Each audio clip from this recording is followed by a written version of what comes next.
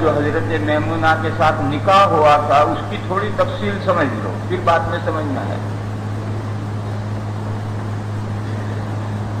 حدیبیہ کے ساتھ آپ جانتے ہیں کہ حضور نے اور صحابہ نے عمرہ توڑ دیا اور واپس لوٹ گئے، اور معاہدہ یہ ہوا تھا کہ آئندہ سال انہی تاریخوں میں، ذوالقعدہ ہی میں، انہی تاریخوں میں آئندہ سال آپ لوگ عمرہ کرنے کے لیے آئیں، ہم 3 دن کے لیے مکہ خالی کر دیں گے۔ چنانچہ حدیبیہ سے لوٹنے کے بعد خیبر کی جنگ ہوئی، پھر اگلا سال جب آیا تو حضور انہی صحابہ کے ساتھ جنہوں نے پچھلے سال عمرہ توڑا تھا ان کے ساتھ عمرہ کرنے تشریف لے گئے۔ جب مدینہ سے حضور کے ذہن میں ایک پلان ہے، کسی کو بتایا نہیں گیا، حضور نے مدینہ سے روانگی سے پہلے 2 صحابہ کو مکہ روانہ کیا، ایک حضرت ابو رافع جو حضور کے مولا ہیں، اور ایک انصاری صحابی ہیں سعد بن خولی، سعد بن خولی، یہ انصاری صحابی ہیں، ان 2 کو مکہ روانہ کیا۔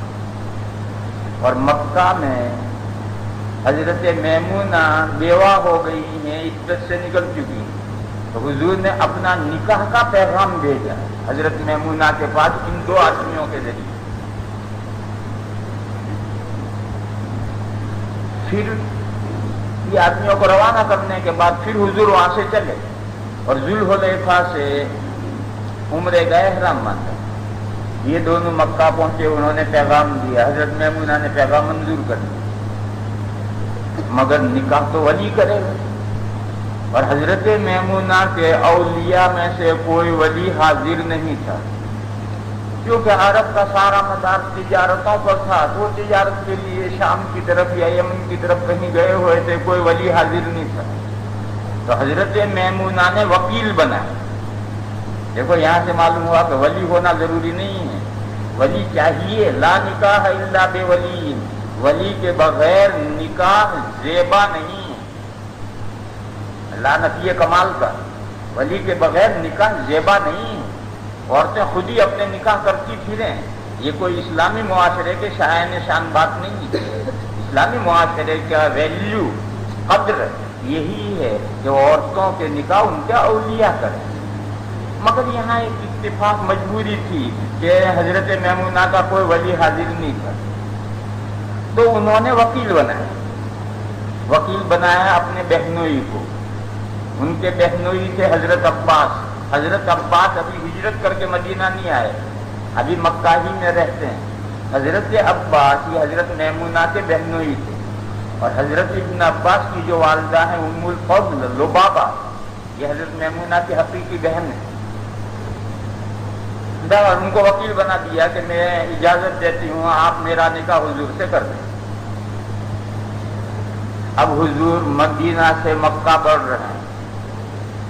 جب مکہ کے قریب پہنچنے کی خبریں ملی تو حضرت عباس خاندان کے لوگوں کے ساتھ استقبال کے لیے نکلے، اور 10 مائل پر ایک جگہ ہے شریف، حضرت عباس استقبال کے لیے وہاں پہنچے اور حضور کا قافلہ بھی وہاں پہنچے، وہاں رات کو پڑا ہوا۔ وہاں رات میں حضرت عباس نے حضرت میمونہ کا نکاح حضور کے ساتھ پڑھا۔ اس وقت حضور حالت احرام میں، لیکن وہ جو 1500 آدمی ہیں ان سب کو بھی بلا کر شریک نہیں کیا گیا، 2-4 آدمیوں کے درمیان میں نکاح پڑھا دیا گیا ہے۔ حضور پھر صبح وہاں سے چلے مکہ میں پہنچے، مکہ والوں نے شرط کے مطابق پورا مکہ خالی کر دیا اور مکہ سے باہر پہاڑوں میں چلے گئے، مکہ پورا خالی، کوئی کافر نہیں۔ حضور صحابہ کے ساتھ تشریف لے گئے، عمرہ کیا، افعال عمرہ کیے، طواف کیا، سعی کیے، احرام کھول دیا۔ اس کے بعد حضور اکرم صلی اللہ تعالی علیہ وسلم نے مشرکین کے پاس دعوت دی، یہ وہ پلان ہے ذہن میں پہلے سے، ان کے پاس دعوت دی اور دعوت یہ بھیجی کہ میں نے یہاں مکہ میں ایک نکاح کیا ہے، میں چاہتا ہوں کہ بجائے 3 دن کے آپ 4 دن مجھے ٹھہرنے دیں۔ اور 3 دن تو شرط کے مطابق مشرکین شہر میں آ ہی نہیں سکتے، چوتھے دن آئیں گے، تو میں چوتھے دن ولیمہ کروں، آپ حضرات بھی شہر میں آئیں اور میں آپ حضرات کو ولیمہ کھلاؤں، اس کے بعد میں روانہ ہو جاؤں۔ یہ حضور کا منشا یہ ہے۔ اب یہ تو سارے کے سارے چلے گئے اور باہر پہاڑوں کا بندر کی طرح بیٹھ کر دیکھ رہے ہیں۔ اب ان کو دعوت کا کام پہنچانے کا کوئی موقع ہی نہیں۔ صحابہ اور ان کافروں میں کوئی میل جول ملاقات میں دعوت کیسے پہنچے؟ اور ولیمہ میں جب شریک ہوں گے کھانے میں تو وہ ایک تو خوشی کا موقع ہے، اس خوشی کے موقع پر خوش لوگ آپس میں خوب باتیں کریں گے۔ تو حضور کے ساتھ 1500 صحابہ ہیں اور ایک صحابی اعلیٰ درجے کا دائی جس سے تعلق اور دوستی ہے، اس سے ذہن سازی کرے گا، دین کی دعوت پہنچائے گا، تو ہو سکتا ہے اللہ تعالیٰ کچھ لوگوں کے سینوں کو کھول دے۔ یہ پلان ہے ذہن میں سارا، اور اسی مقصد کے لیے نکاح کیا گیا۔ لیکن مشرکین نے جواب یہ دیا ہمیں ولیمہ فلیمہ نہیں کھانا، آپ شرط کے مطابق 3 دن کے اندر مکہ خالی کر دیں، چوتھا دن ہم آپ کو نہیں دے رہے۔